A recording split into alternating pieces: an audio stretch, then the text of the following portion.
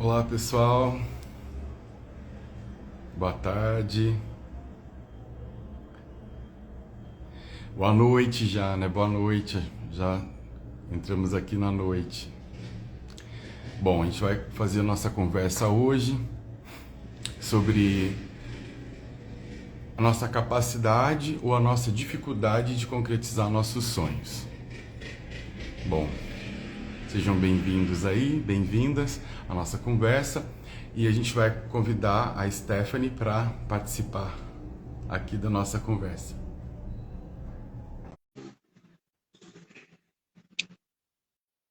Bom, oi querida, Tudo bom? tudo bem, tudo bem. Deixa eu arrumar aqui. Boa noite a todos que estão nos Boa assistindo. noite. Joia, muito bom estar com você aqui, Jovem, falando sobre esse assunto. Muito bom, estou feliz a gente poder compartilhar. Espero que as pessoas aí que estão aqui possam fazer suas perguntas. E o nosso tema de hoje, né? Você vai trazer as questões aí, mas vai ser a nossa capacidade de concretização, né? Como que a nossa dificuldade ou capacidade de concretização se relaciona com o tema do dinheiro, da prosperidade ou de agenciar os nossos sonhos. Eu acho que vai ser uma conversa muito interessante. E aí a gente pode também ouvir bem as pessoas. Obrigado aí pela confiança. Eles podem se apresentar para a gente também, Stephanie. Joia, vi que a Núria entrou. Seja bem-vinda, Núria, Fernanda também. Bom, eu sou Stephanie Louise, eu sou consteladora, trabalho com a constelação familiar sistêmica, né, os padrões herdados, emocionais e padrões de comportamento, e também a terapia floral, Reiki. Eu e o Jove somos mestres de Reiki, né, Jove? Então a gente trabalha nesse perfil, né, energético, fazendo as pessoas tomarem consciência do corpo energético. Muito bom, bem-vinda. Bom, vamos lá. Aí você separou umas questões, eu achei interessante. Jove, eu queria perguntar assim, começar perguntando, a gente dá muito valor ao dinheiro, né, e não percebe que ele é só um meio de concretizar os nossos sonhos, né, ele para agregar valor, se relacionar com as pessoas, né, a gente dialogar com o mundo, e tem muita essa expropriação hoje da natureza, a gente percebe, expropriação do outro. Como que dialoga essa ideia de a gente sentir no corpo esse agir, pensar e construir com o outro? Bom, muito bom.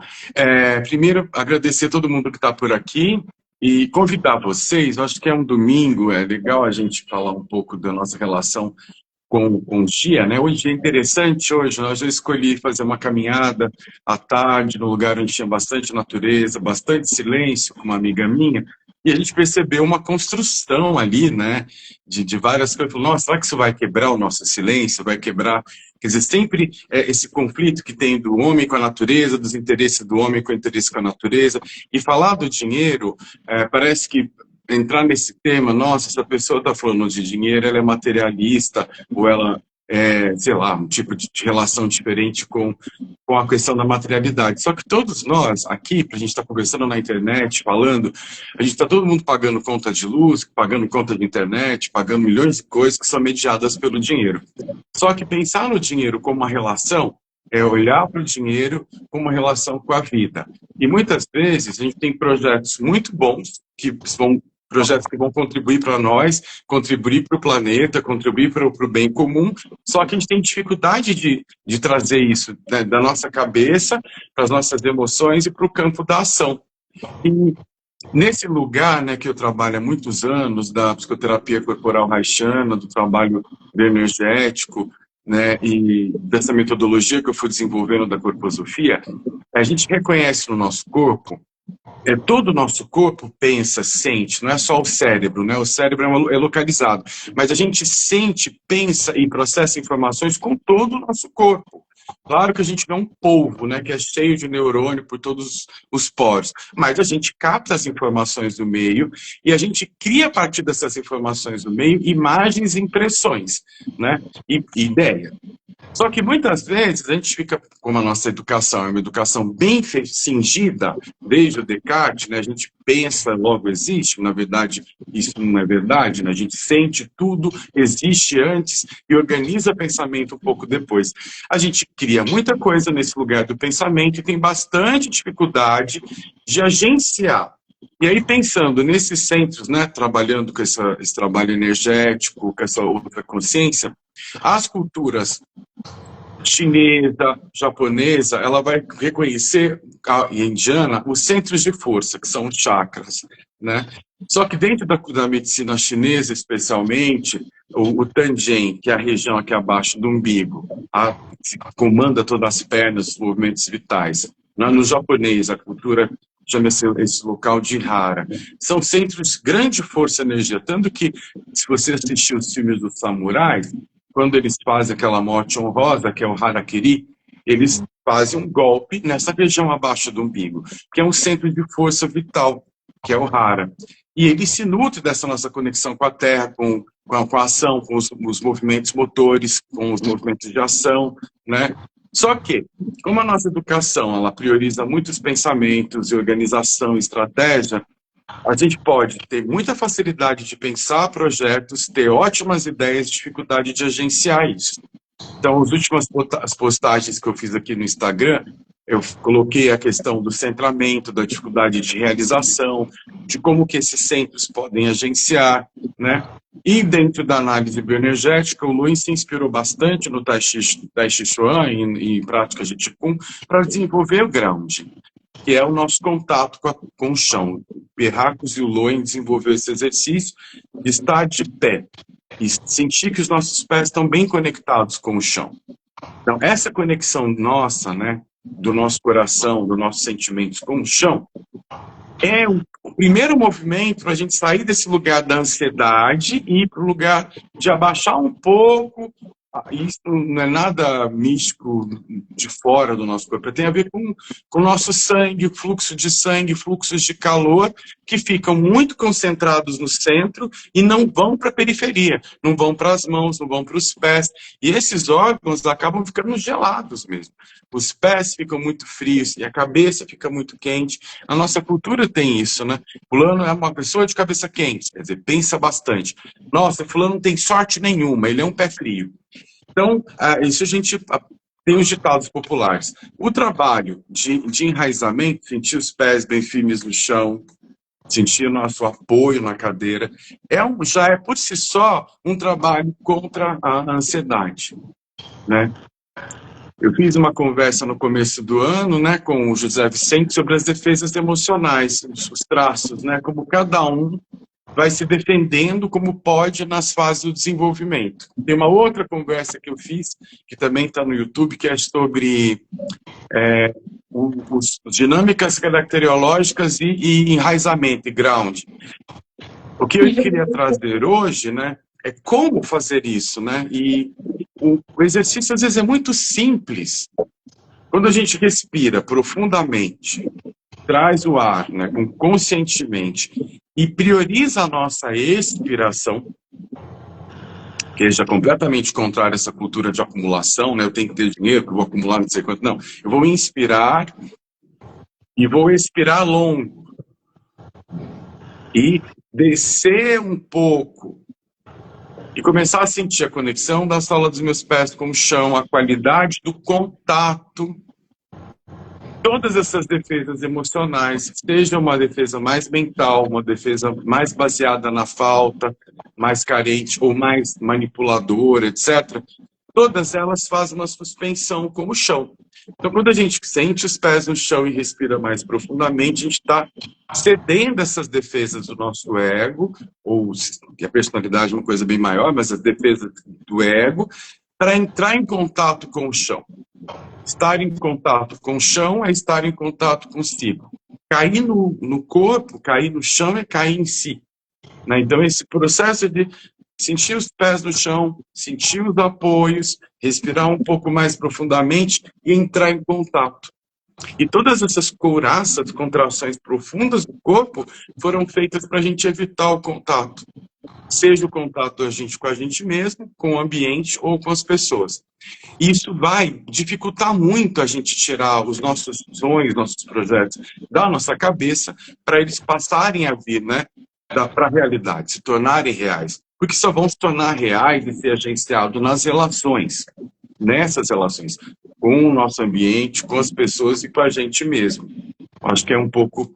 Então, nesse sentido, esses centros, né, o hara, abaixo do umbigo, o coração, o centro da cabeça, o coração, e essa região do cérebro entérico, né, abaixo do umbigo, são grandes cérebros. E aí, ou eu estou hiperaquecido aqui, ou eu estou hiperaquecido aqui, ou eu estou desligado embaixo. Então, como que é fazer essa conexão do que a gente está pensando, do que a gente está sentindo e do nosso campo de ação? E gerar uma coerência, né, para que isso comece a deixar de ser só um pensamento e comece a acontecer na vida, né? Não sei se eu respondi bem, mas a gente pode ir pensando. Não, foi muito bom, foi bem abrangente e acho que conecta com a pergunta também sobre a sexualidade, né? Porque o ponto Tandien, ele rege esse centro de força genésico que a gente entende sexualidade não só do ato genital, reprodutivo, afetivo, mas essa energia de criatividade, né? Até na biologia, a gente tem troca gênica sem o componente do ato sexual, a gente tem essa troca. E esse ir até o outro, né, Jove? Que é o elemento água que rege esse Tandien também. Então, a gente tem que ir até o outro ouvir e trazer. Como que é esse movimento da sexualidade também incorporado nessa sensação do corpo? Isso é interessante, porque às vezes você escuta isso, o dinheiro, a nossa relação com o dinheiro tem a ver com a relação com a nossa mãe, para o Freud, né? Na psicanálise tem a ver com a nossa mãe, com a relação com a nutrição, com a oralidade, depois vai ter a sexualidade. Essa é a leitura que o Freud fez do dinheiro, né? O dinheiro tem a ver com a primeira conexão com a mãe, com o leite, com a nutrição, entra na fase de latência e lá vai aparecer na sexualidade e depois nas trocas, né? E aí entender a sexualidade de maneira abrangente é pensar o dade, a palavra dade, como comportamento. Então, hoje, a gente sabe, as pessoas que fazem a discussão sobre gênero, um tema que eu acho interessante, se você fala o sufixo ismo, durante muito tempo foi usado para vícios, né? Alcoolismo, né? E esse período até 1990, que a homossexualidade era considerada patológica, se usava ismo, homossexualismo, lesbianismo, né? E todos os ismos eram ligados também a classificações de doenças e vícios, né? E aí a gente coloca o DAD justamente para dizer que não é uma coisa inerente ao comportamento, mas é uma construção de comportamento, e o DAD vai ser essa coisa complexa, que é como está lidando com a sexualidade. Aí, se você for pensar na biologia, né, que você é bióloga, a nossa sensibilidade, ela é formada a partir das relações. Né? Tem uma aula que eu dou, acho que é quando eu dou essa aula de sexualidade, eu pego algumas moedas e eu jogo as moedas, as pessoas ficam de olho fechado, e eu jogo algumas moedas no chão, alguns objetos no chão, e aí de olho fechado as pessoas tentam falar as reações que elas tiveram. Eu pergunto, tá, se você tivesse nascido numa outra cultura, numa outra comunidade, você ouviria igual? Quer dizer, se eu sou de uma comunidade que não tem relação com o dinheiro e que a moeda, o barulho da moeda, não tem nada a ver com as relações de troca que eu tenho de caça, de pesca ou de outras trocas, caiu uma moeda no chão, um barulho, que barulho é esse? Pode ser barulho de algo que caiu, mas eu não vou ter relação de, meu Deus, quanto que tem? É 10 centavos? É R$1? Quanto que caiu no chão? A gente criou essa sensibilidade. Talvez daqui 20 anos, com o Pix e tudo que estão falando de dinheiro, as pessoas não vão ter essa relação com as moedas que a gente tem, né? Com o papel do dinheiro como a gente tem. Então, todo o processo da sensibilidade afeta a nossa relação com a nossa sexualidade e afeta a nossa relação com as trocas. Então, se eu escutei, né, que a sexualidade é suja, que o sexo é ruim, que é pecado, que é não sei o quê, tudo que está ligado a essa energia vital, eu vou tentar evitar. E quando vier a excitação, eu vou não dar conta da excitação e eu vou vazar essa energia. E essa energia vai vazar, tem gente que vaza com compulsão, com qualquer outra coisa. Então, como que é? Isso é uma pergunta muito interessante, né, pensando no que o Freud pensava lá atrás, né, que as histéricas, ísteros é útero, né, o comportamento das histéricas, as conversões, os desmaios que as histéricas tinham, que ele classificava, olha, tudo isso está convertendo, que ele começou a perceber a psicossomática na transformação do sintoma. Essa energia libido, ela se transformava em outros sintomas, etc., e assim ia, né. Bom, se esse movimento, né, ele foi um processo Reich, revolução sexual, as mulheres foram soltando o espartilho, vivendo a sexualidade delas, transformando, principalmente quando elas conseguem autonomia financeira, autonomia, elas vão também ter autonomia na vida delas. Olha a relação, né? A revolução da sexualidade e a revolução de se tornar autônoma. Né? Não vai ter alguém que vai mandar no meu orgasmo, eu nunca terei um orgasmo. Não vai ter alguém que vai mandar no meu dinheiro. No Brasil, imagina na história do Brasil, o quanto é recente as mulheres votarem e o quanto é recente as mulheres terem direito da própria herança. Ela recebia uma herança, mas quem administrava era o marido que tinha que ser. Quer dizer, tira completamente a potência dela, tanto de ter orgasmo como de mandar na própria vida. Né? Então, essa relação do dinheiro, da potência, recuperar a capacidade de gozar a vida, o orgasmo, a vitalidade tem a ver com a capacidade dela administrar o dinheiro dela. Isso os filósofos já viam, a maioria deles, olha que não eram feministas, hein? Você pensa a crítica que o Marx vai fazer, o Gramsci, no Homem Querido e Fodido, faz uma crítica literal, fala, enquanto as mulheres não se libertarem do julgo, né, da submissão, elas não vão ter autonomia e não vão ter a sexualidade delas. Né? E o Reich fez uma grande crítica ao patriarcado, uma grande crítica para devolver essa potência. E aí, óbvio que vai passar pela relação com o dinheiro, óbvio que vai passar pelas relações econômicas. Né? Se você depende de alguém, né, a gente pensa, por que as mulheres não eram cidadão na Grécia? Quem era cidadão era um homem livre e proprietário, porque eles detinham poder econômico. Se ela pudesse votar, ela votaria por ele. Né? Então, à medida que ela toma as rédeas da própria vida, ela vai sendo reconhecida como cidadã e vai se tornar, no futuro, presidenta da República. Isso é tudo movimento que teve, né, de transformação da sexualidade, da relação com a potência e da relação com o dinheiro. Né? Isso é muito legal, essa conexão. E claro que tem a ver com esse centro, que não é simplesmente reprodução, né?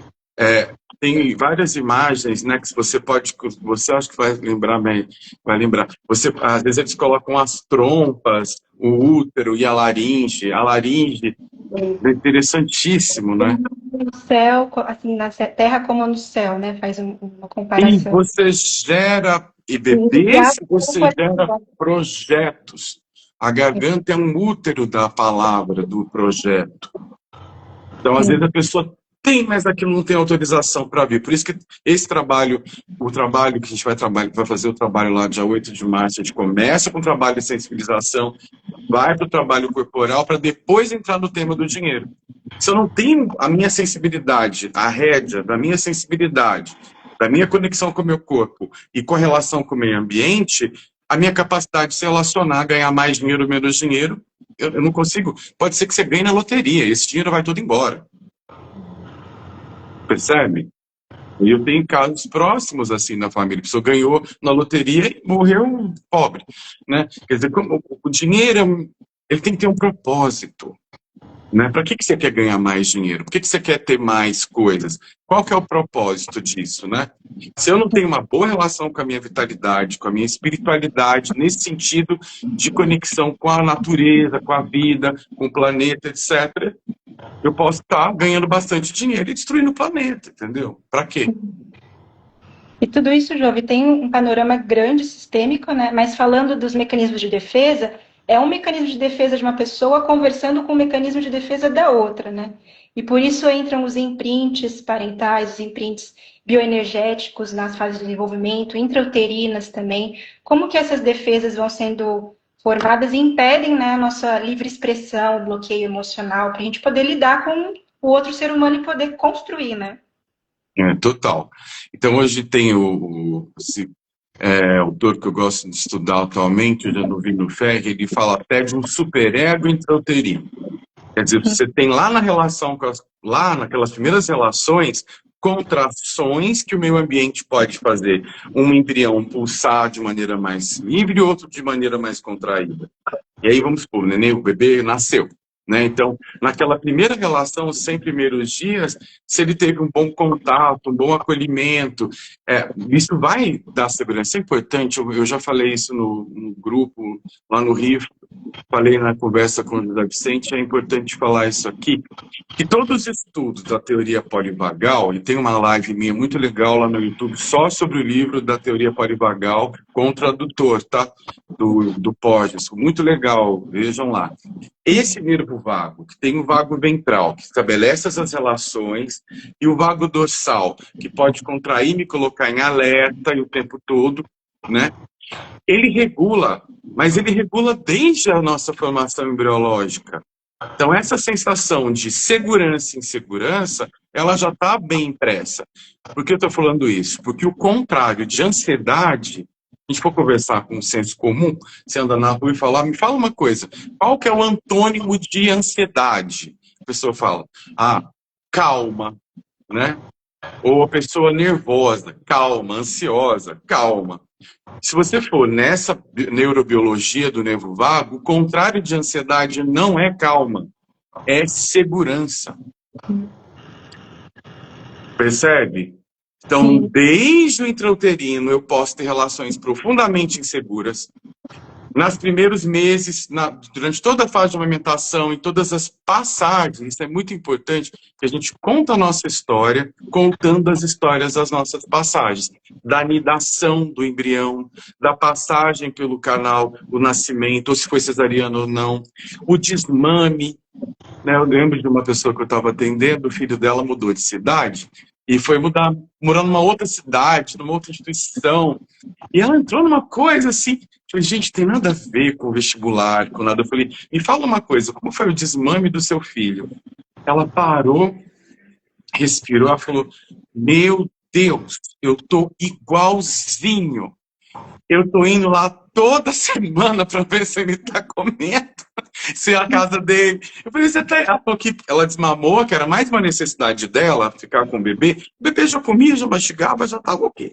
Mas mais uma necessidade dela, né, de ter o calorzinho, de ser importante para aquele criança. Então, quando desmamou, ela ficava checando o tempo todo, se comeu, se não comeu, quando ele mudou de cidade, teve essa separação, ela ficava lá, ia até lá muitas vezes por mês, e não era perto, para fazer essa checagem. Ela falou, nossa, eu tenho que me sentir segura.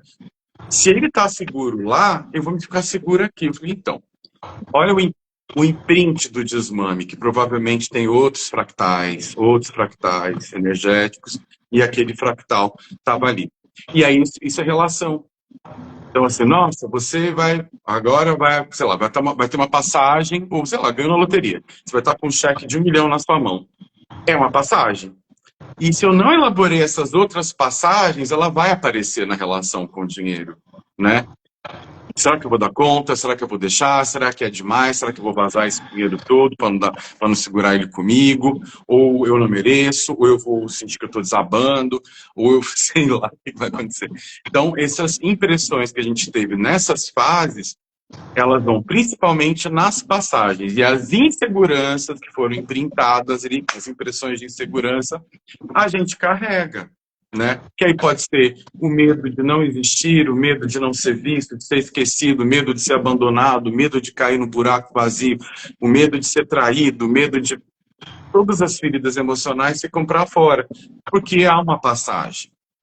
Mas eu não sei se eu estou pronto para esse passo. Ok. Se você pensa que nesse ano você quer que a sua renda saia de 5 mil para 10 mil, de 10 mil para 20 mil, isso é uma passagem. Isso vai evocar em você todas essas coisas de transição, de passagem.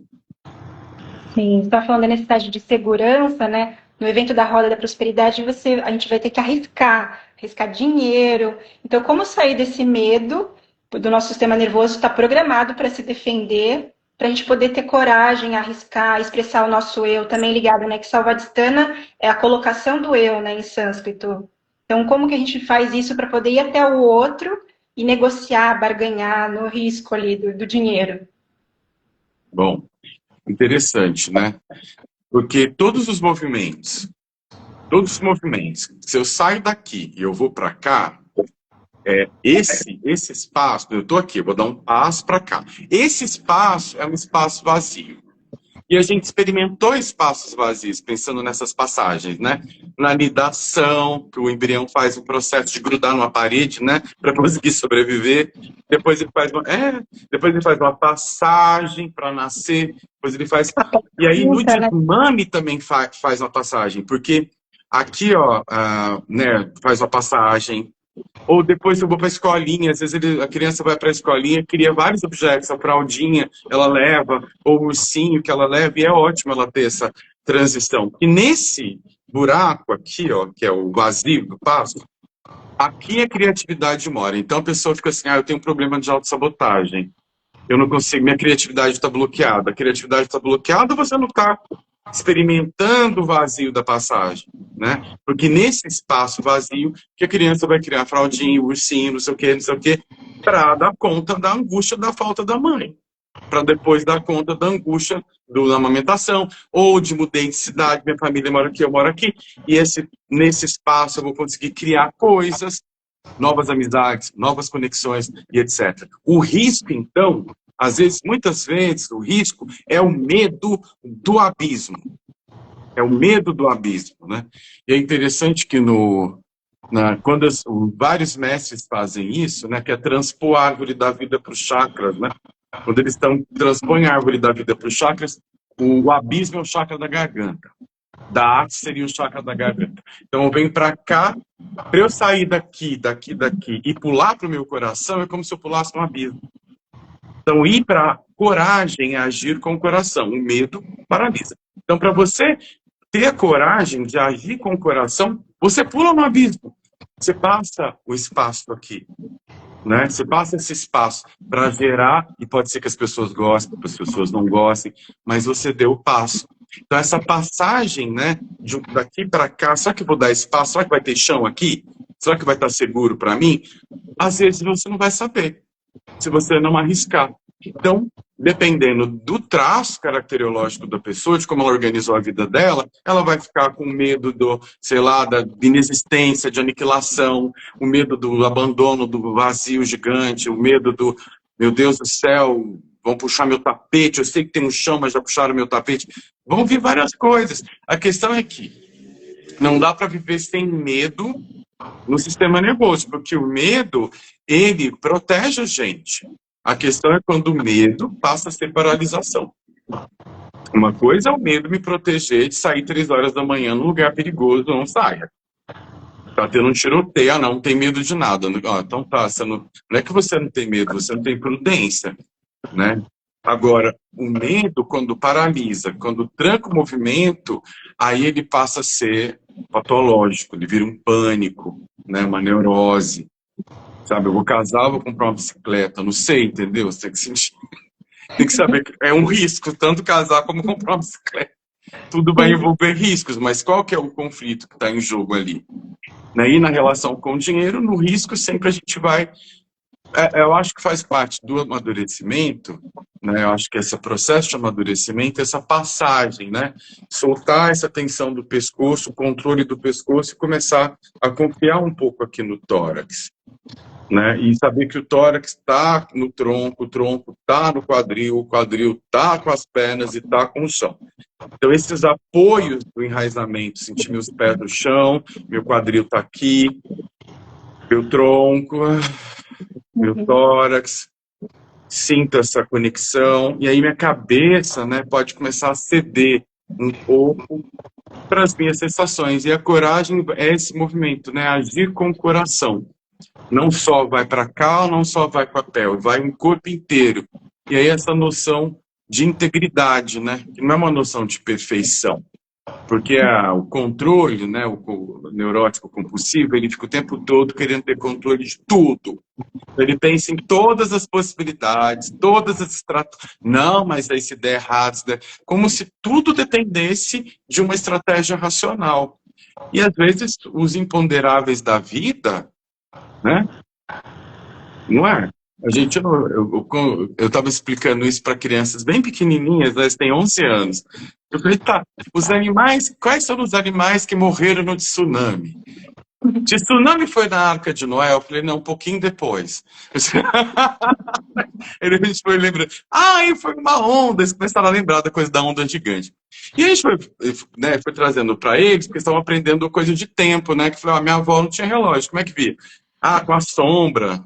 Então, os animais estão muito mais ligados à natureza do que nós, né? Então, os animais grandões, os animais selvagens, não morreram, porque eles foram subindo a montanha, eles perceberam que alguma coisa estava acontecendo ali. E muitos animais selvagens se salvaram de um tsunami, pela conexão que eles tinham ali com a natureza. E a gente está todo mundo vendo a previsão do tempo, se tem um alerta da Defesa Civil, de repente a onda chegou, né?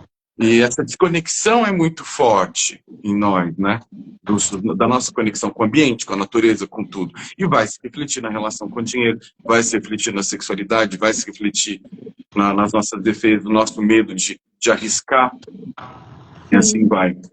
Essa confiança, né, no fluxo de energia que tem no nosso corpo. Você falou da gestação, é o primeiro processo de confiança, né? A mãe acha que vai dar tudo certo, vai ter vida e vai fluir. E esse processo. Agora, uma questão é também o limite, né, Júlio? Porque a gente vai aprender na roda que a gente tem que também negar, o que a gente espera entregar para o outro, a gente se dá valor, colocar o nosso valor, né? E aí a gente tem que entender o que o outro espera, né? Como É. que é o processo na roda que a gente vai fazer esse Bom, evento? acho que é muito legal as pessoas virem para experimentar, porque eu acho que a grande sacada do. A gente poderia gravar muitas aulas, né, falando sobre. Hoje tem tantas aulas interessantes, né, do pessoal da psicanálise, do pessoal de outras áreas que falam de dinheiro. Eu acho tudo muito interessante. Só que a maioria dos nossos traumas, todos, foram vivências que a gente passou e que geraram essas impressões. Então, se a gente foi muito traumatizado nas vivências, as vivências também vão ser momentos que a gente pode reconhecer, nomear e cuidar desse processo. Por isso que eu promovo as vivências, porque na vivência o seu corpo, as suas sensações, sua cabeça, sua barriga vão estar ali no ambiente.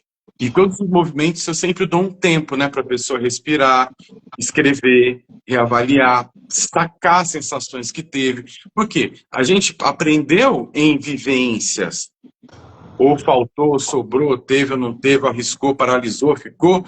E aí, quando você cria um ambiente seguro, um espaço controlado, né, as pessoas reconhecem o ambiente é seguro, o espaço é controlado, elas promovem a possibilidade de perceber no próprio corpo, reconhecer, nomear e cuidar das distâncias, dos limites, do pedir, do negar, do negociar, do estar, do não estar.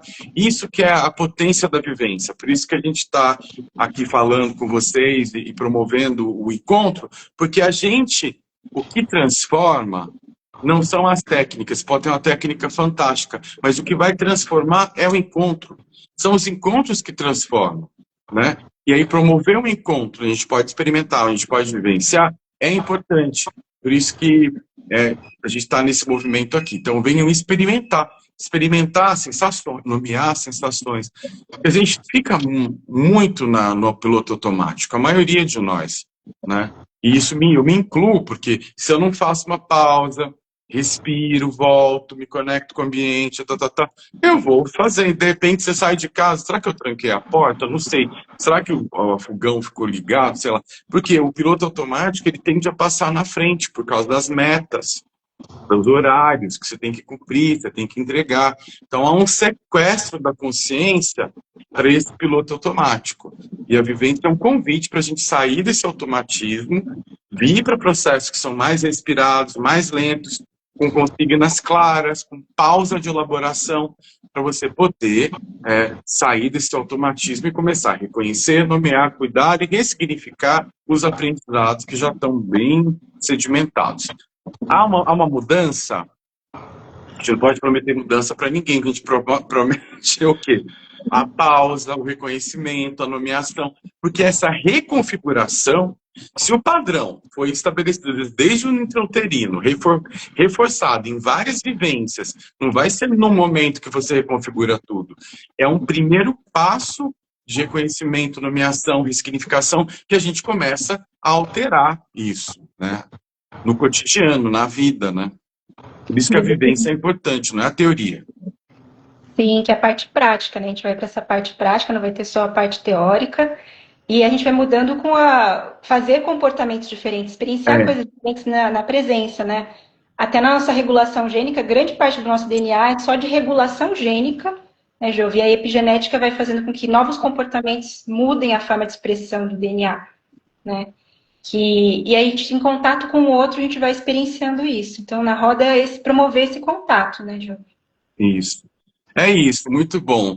E essa coisa que vocês podem explicar melhor, né, que o Bruce Lipton está trazendo e outros da epigenética, que é o campo informacional, né, que muitas vezes a criança, ela está em família, ela é uma criança adotada, né, e ela teria uma carga genética para desenvolver um monte de adoecimentos, e quando ela é colocada num ambiente que pulsa, que é favorável, que abre a criatividade, a espontaneidade, etc. Parece que essa carga pesada, que era o destino que o Darwin deu para a gente, o destino do gen, vai ficando mais fraco, né, Stephanie?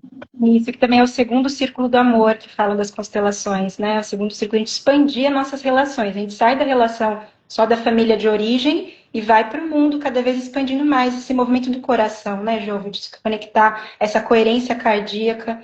Então, o que as pessoas podem esperar dessa vivência para dar esses primeiros passinhos para concretizar mais, sair só do cabeção mental e conectar, né, o pensar, os tangiens todos para a gente poder fluir na vida? Que eles podem Bom, esperar.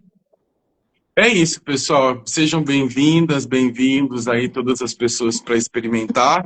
Vai ser dia 8 de março, um dia muito importante, que é o Dia Internacional das Mulheres. Espero estar com muitas mulheres, a Stephanie, a Elizabeth, a Ana, que estão me ajudando aí a organizar. Eu fico muito honrado.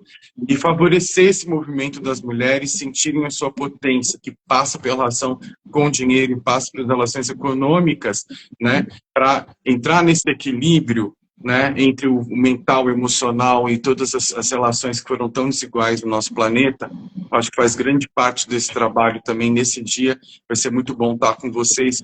Os homens são bem-vindos, claro, né?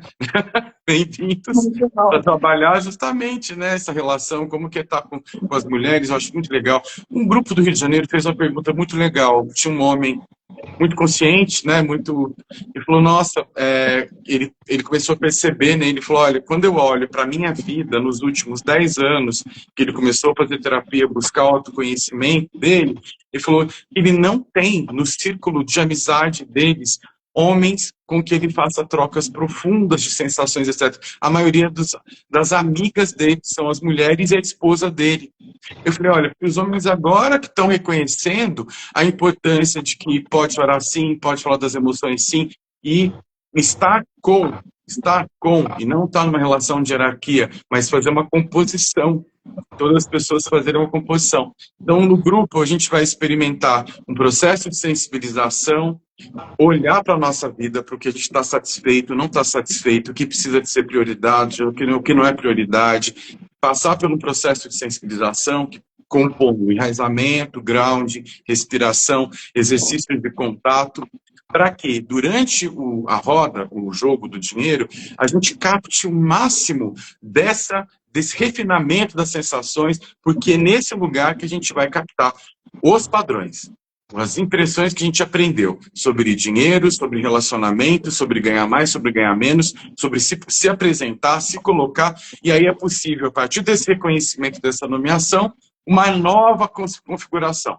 Porque se os padrões, 90% estão no inconsciente, e 10% a gente está consciente, a gente vai perceber nessas sensações. O Reich falava, o inconsciente, o corpo é o inconsciente visível. O corpo traz os movimentos do inconsciente. E a gente vai captando dessas sensações, dessas emoções. É minha boca que secou, é minha mão que gelou, é minha vista que ficou turva. O que aconteceu? Nesse movimento, algo aconteceu. E a gente vai pegando, vai possibilitando novas escolhas, novas reconfigurações, porque isso passa a vir para a consciência, passa a vir para a vida concreta. E aí depois vocês podem usar as ferramentas que quiserem. Lá vai estar a Stephanie, que tem um trabalho sistêmico, a Elizabeth, que trabalha com hipnose, a Ana, que trabalha com os aromas, enfim, não importa o que vocês vão usar. A questão é o contato com isso pode ser qualquer coisa que você vai usar. Eu vou apresentar um pouco do trabalho com os meridianos, que eu gosto, trabalho com o trabalho corporal. O mais importante é a gente sair desse piloto automático e começar a fazer novas escolhas, novos caminhos neurais e aproveitar a neuroplasticidade do nosso cérebro para configurar aí novos caminhos, né? As pessoas têm uma ideia de que o corpo é rígido, é imutável, né? E na verdade a gente tem neurogênese, a gente tem mudança corporal totalmente, até a liberação facial também, que interage, né, com o nosso Sim. corpo. O coração que tem os neurônios, né, Jove, que abre um Sim. campo energético de coerência com o cérebro, né? Fala um pouquinho pra gente um pouco disso. Bom, eu posso falar, eu posso guiar um exercício para a gente fechar. Eu acho que seria legal, né? Bom, o que é interessante? Eu descobri isso em 2012, quando eu fiz o curso, quando Susan Hulley, que é uma grande amiga, estava trazendo a Karen Davidson para dar FT-Tapping aqui no Brasil. E eu ajudei elas a organizarem aqui em Campinas, e depois Matrix Reimprinting, que é um trabalho direto de reimpressão nessas crenças, né? Depois tive a oportunidade de estar com Sonia Novinsky, Gary Craig. Gary Craig faleceu esse ano. Foi uma grande perda para a comunidade de FT. Ele foi um grande mestre que eu tive, com muitos encontros, com supervisões que ele me deu, orientações diretas. E partiu esse ano. Eu sou muito grato ao Gary e à nossa mestra também brasileira, a Sônia, por isso. Mas foi lá nessa época, em 2012, quando eu comecei a aprofundar mais nisso, que eu conheci um livrinho vermelho que chama Solução HeartMath, Matemática do Coração. E eu trouxe a Tânia Orlando, que é uma astrofísica, também trabalhava com neurociência e pesquisa. Ela tinha ido para os Estados Unidos, lá no instituto mesmo, HeartMath, para fazer as medições. Ela tinha um aparelho que colocava na orelha, assim, e aparecia na tela do computador a variação da frequência cardíaca e um monte de dados que apareciam lá, que eu não sei explicar. E aí eu fiquei dois dias, eu organizei para ela, né, no Instituto Humanitatis, 2 dias de aprendizado de coerência cardíaca. Então foi muito interessante. Ela mediu a gente na sexta, né, no sábado de manhã, trabalhou 2 dias com a gente, depois fez as medições do domingo à noite, quando acabou o curso.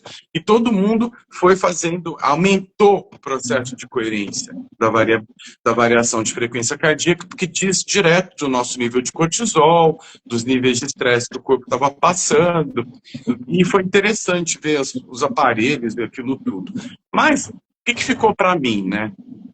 De maneira bem simples. Tem 3 técnicas importantes no livro dele, vocês podem entrar no site, mas a técnica da imagem congelada está no meu livro, está tudo bem citadinho, eu levei para os adolescentes experimentarem. E aí, na escola, eu fiz um trabalho com eles num jardim, a brincadeira que eu era o gato, eles eram Alice, depois eles eram gato, eu era Alice, daí depois todo mundo virava Alice, gato, para perguntar para as pessoas a pergunta que o gato fazia para Alice. Isso está lá no meu livro. Basicamente é assim, você não sabe entrar no seu coração, você não sabe para onde você veio, o que você quer fazer, pergunta da sua origem, de onde você veio. Se você descobrir de onde você veio, você vai saber para onde você vai. Só que isso é muito difícil. Aí essa pergunta que ela tinha lá, quem sou eu? Eu falei, isso é muito complicado. Ela só queria sair do País das Maravilhas, né? Então ela encontra o gato mostra os caminhos, né? Tem vários caminhos aqui para você ir embora. A questão não é o caminho, é onde você quer chegar. Onde eu quero chegar, né? Então essa é uma pergunta para a gente trazer para o nosso coração, né? O que a gente está buscando? Tanto trabalhando com o tema do dinheiro, na roda da prosperidade, ou no nosso processo terapêutico, ou sei lá, do Vinga à Tarde. Vocês estão aqui ouvindo, né? Entra gente, sai gente, mas tem pessoas aqui escutando. Bom, é uma pergunta, né? Se você pudesse responder essa pergunta, onde você quer chegar, né? Onde você quer colocar a sua intenção? Às vezes a gente não sabe. E aí, minha primeira terapeuta corporal, eu já tinha 6 anos que eu estava na psicanálise, era analisado por... Eu conheci essa terapeuta, que era a Marilena, falou, olha, se você não sabe para onde você vai para o seu coração. Coloca a sua atenção no seu coração. E a gente não entendia, mano. Aí no HeartMath, o que ele vai dizer? Nosso coração tem 40 mil neurônios e o campo eletromagnético do coração é 5.000 vezes maior que o campo gerado pelo nosso cérebro. Então, se a gente for pensar em coerência, é como se fosse um pêndulo. Se você coloca naquela sala de pêndulos um pêndulo mais forte, todos os outros pêndulos começam a sincronizar os movimentos a partir do movimento do mais forte. Se o coração é o campo mais forte, ele pode organizar os outros centros energéticos, né? Então, tá, como que funciona a técnica, então? A gente vai fechar os olhos, de olho aberto, de olho fechado, e vai colocar um problema na nossa cabeça. Ah, não sei o que, escrevi na minha testa, sei lá, né? Para onde eu vou, se eu compro um carro, se eu faço um consórcio, se eu vendo apartamento, se eu vou casar, ou se eu vou ter lua de mel, ou se eu vou separar do meu marido, sei lá o que vocês vão perguntar. Então, a pergunta que seja, você vai colocar lá na sua cabeça e vai congelar lá. Em seguida, a gente vai trazer atenção para o nosso coração, é bem descrito lá no livro deles, como se o coração fosse o nariz. E esse coração, que é o nariz, começa a respirar. Aí você vai invocar uma cena ou uma imagem que seja muito boa. Depois, a gente vai fazer o mergulho da pergunta no coração e ficar com a resposta que vier, certo? Então, vamos lá. Deixa eu ver se eu tenho tempo. Tem bateria, tem tempo.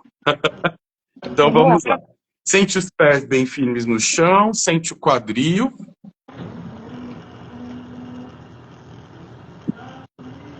Vamos respirar algumas vezes e a cada expiração você vai soltando a tensão. Inspiro. Se a sua palma da mão está colada na sua coxa, põe a palma da mão para cima, para ela não ter nenhum registro de pegar nada.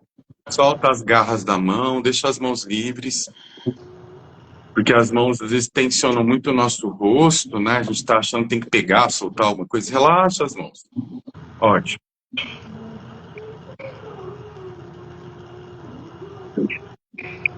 E a cada expiração, você vai soltando um pouquinho as tensões que você está percebendo. Inspira, capta a tensão. Expira, relaxa.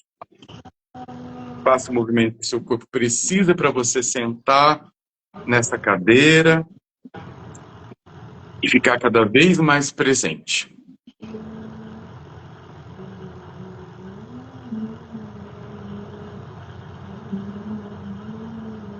Priorize agora a sua expiração. Expire mais longo.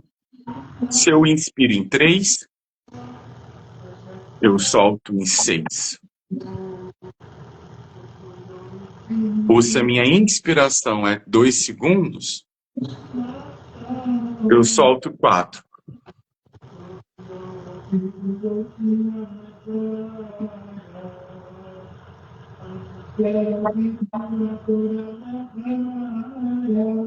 Ótimo. E agora, vá lá para sua testa com a sua atenção na sua cabeça e coloque uma questão que é para você.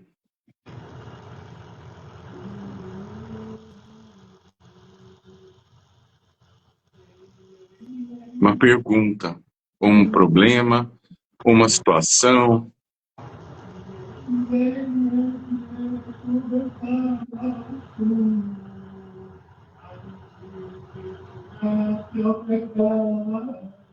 Isso. E agora esquece esse problema na sua cabeça e vai lá para o seu coração e começa a respirar pelo coração como se ele fosse as suas narinas. Inspira. Expira. Priorizando o tórax.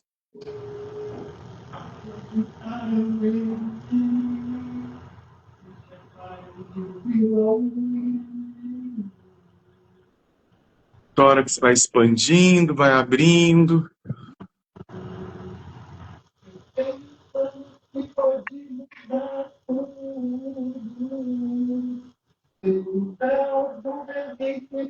Crescendo, crescendo, expandindo.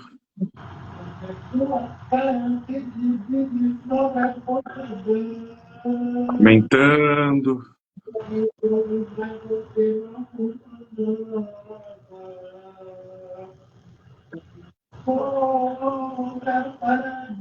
E agora volta lá para o seu coração com essa expansão.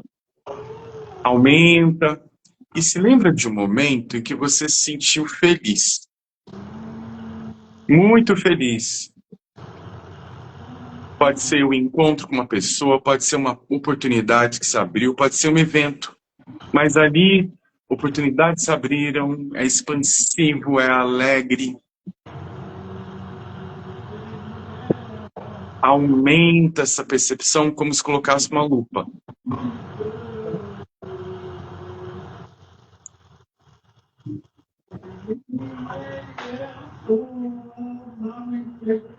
E a percepção de gratidão, de alegria,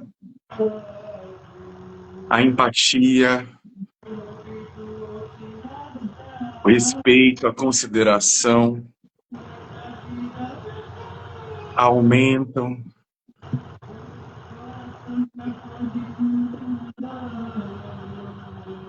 E emoção muito expansivas, como a compaixão que irradia para todas as direções, é algo muito maior.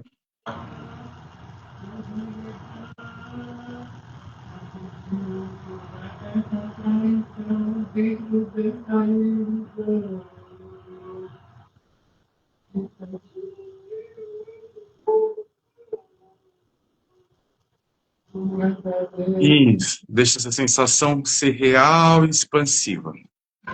E agora você vai lá para a sua testa, para o seu cérebro, para o seu coração, a sua cabeça, e traz a sua pergunta, a sua inquietação, e mergulha essa pergunta nas sensações do coração, como se você pegasse e congelasse essa pergunta ou essa situação estressante e mergulhasse ela nas sensações que você evocou no coração.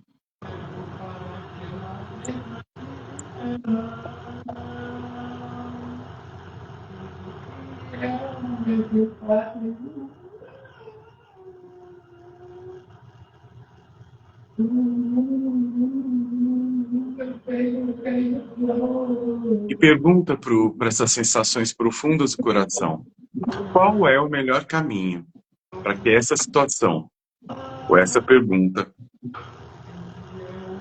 traga mais expansão, alegria e menos estresse no futuro? Qual é o caminho mais expansivo, alegre? E perceba um sim como uma expansão, um crescimento e algo que abre, ou talvez pode ser um não, algo que fecha, que contrai, ou que fica um pouco turvo. Perceba. Fique com as impressões, suas sensações. Se você começar a pensar, volta para o seu coração e fica com as sensações.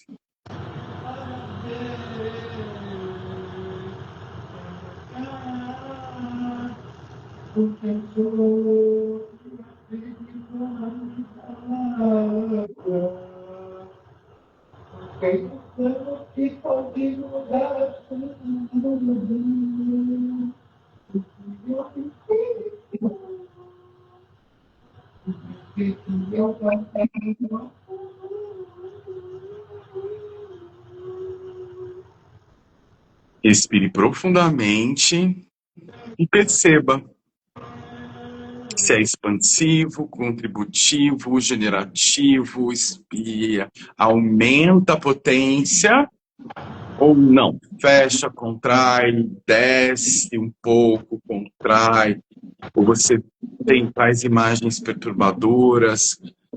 Perceba se é um sim ou é um não que seu coração está te trazendo. Fique com as imagens, conexões, associações, sensações.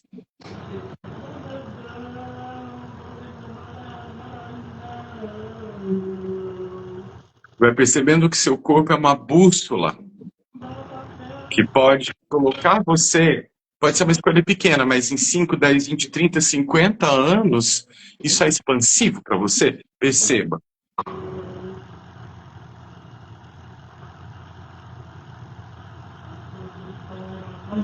Isso. E aí, sem ficar criando muita estratégia, capte as sensações, se esquentou seus pés, se esfriou, se a sua boca secou, se deu saliva, se o seu peito abriu ou fechou, se a sua mente ficou turva ou deu clareza, se o seu rosto contraiu ou relaxou. Tudo isso é um processo de leitura do corpo como bússola.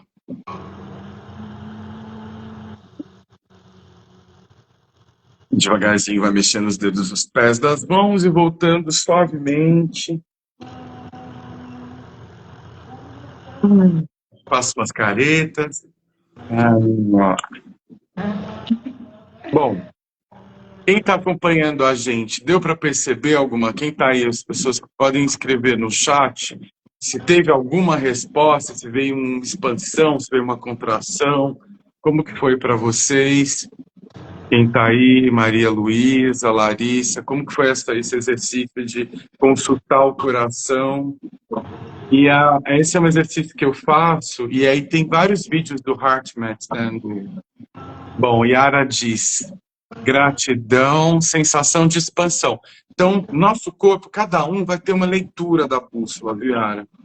Então, muito forte, Fernanda deu uma contração.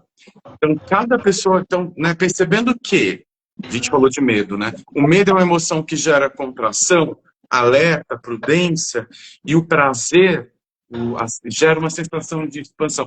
Então, se a gente resiste, persiste, a gente foca, expande. Percebi uma contração quando eu coloquei no coração, vi uma dor do lado esquerdo e nas costas. Então, no que você perguntou, que eu não tenho a mínima ideia do que seja, como é que você lê isso, né? Seguir esse caminho, talvez é ter mais disso. Núria, veio expansão e leveza. Então, pode ser um sim. Depende de como você vai interpretar, né? Tem gente que faz o exercício falando, nossa, minha boca ficou amarga, secou, não sei o que lá. Quer dizer, olha, pode ser que seja um não, né? Veio uma sensação de expansão, sentir felicidade e força. Interessante. Muito bom. Como foi para você, Stephanie? Nossa, Jova, é muito interessante como o corpo quer se movimentar. Eu que já tenho trabalho de constelação com o corpo, então, na hora de imaginar uma cena feliz, que eu gosto de expressar felicidade pulando. Então, deu vontade de pular, sabe? De comemorar. E aí, na outra, também veio a parte do corpo que tem o desconforto, né? O bloqueio ali. A gente começa a sentir a parte que está mais tensa do corpo e o que precisa ser trabalhado, o que a gente não quer ver muitas vezes, né? Então, é muito legal, porque nós somos seres pré-verbais, né? A gente nasceu primeiro sentindo experiências, né? Desde lá de muito antes. E aí a gente chegou aqui entendendo como racionalizar isso até demais, né, Jove? É demais, né? Daí a gente vai criando plano A, plano B, plano C, às vezes não é nada daquilo, né? Porque seu corpo está assim já. Então, foi interessante, eu perguntei uma coisa assim, né? Eu perguntei de um jeito como se aquilo fosse durar muito tempo. Aí fez assim, né? Eu falei, não, mas para esse momento, para esse momento específico, isso é expansivo? Sim. Quer dizer, não é sobre 300 anos depois, é sobre agora, é uma escolha boa. Agora, mas para daqui 2 anos, não. Porque eu não sei qual vai ser a configuração daqui 2 anos. Mas para esse momento é expansivo. Aí quando eu projetei 5, 10, 20 anos, não é expansivo, tá? Mas escolher isso agora é contributivo para mim, constrói minha vida ou destrói minha vida? Se isso constrói a nossa vida, isso é uma pergunta muito legal.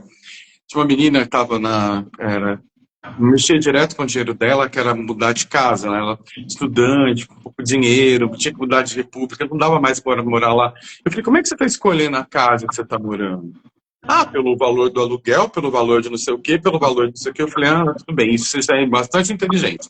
Mas quando você chega na casa, para um pouco, respira e se pergunta, me vejo morando aqui 1 ano? E percebe se o seu corpo relaxa, ou se você já entra em alerta. Se você já entrar em alerta nessa casa, provavelmente não é um bom lugar. Ela falou, nunca percebi isso, nunca perguntei isso. Eu falei, mas o seu corpo está lendo o ambiente. Pergunte. Bom, obrigado, Núria. Porque a gente se refere ao eu aqui, né? Eu. A gente não fala eu aqui, a gente fala eu. Isso. Eu aqui. Bom, você falou também que diálogo, exercício rico, gratidão, Núria. Jéssica também. Muito bom, Jovem. Muito bom, muito grato. Venham com a gente, vai ser um encontro muito rico, muito legal, dia 8 de março, das 14 às 18. Eu tenho que ser bem pontual, porque é muita coisa. Então, se eu ficar enrolando, não dá. Então, chegue um pouquinho antes, que a gente tem um trabalho de diagnóstico, né, da vida. Tipo, como que eu olho a minha vida agora, o que que atrapalha, o que que tá. Depois a gente faz o trabalho sensorial, depois o trabalho da vivência, né? E quem gostou dessa técnica, é uma técnica que eu uso bastante no final, para acalmar um pouco, né? Porque o jogo realmente ele mexe, né?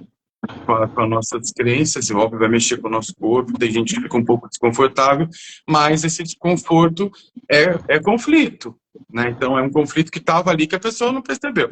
E aí depois a gente faz esse exercício para acalmar, e não é bom tomar decisões muito importantes logo depois de uma vivência, né? Depois que termina a vivência, espera uma semana, duas, escreve tudo que você sentiu e depois toma as decisões que você precisa. Porque às vezes a pessoa sai de uma vivência, ai meu Deus, amanhã eu vou pedir as contas. Não faça isso, né? Respire e veja assim, qual que é o caminho melhor para cada coisa. Porque esse é o poder das vivências, né? Elas mobilizam muita energia, né? Sejam muito bem recebidas aí todas as pessoas. Muito grato, Stephanie, pela confiança, por estar ajudando a organizar. Que seja um trabalho muito auspicioso, muito rico.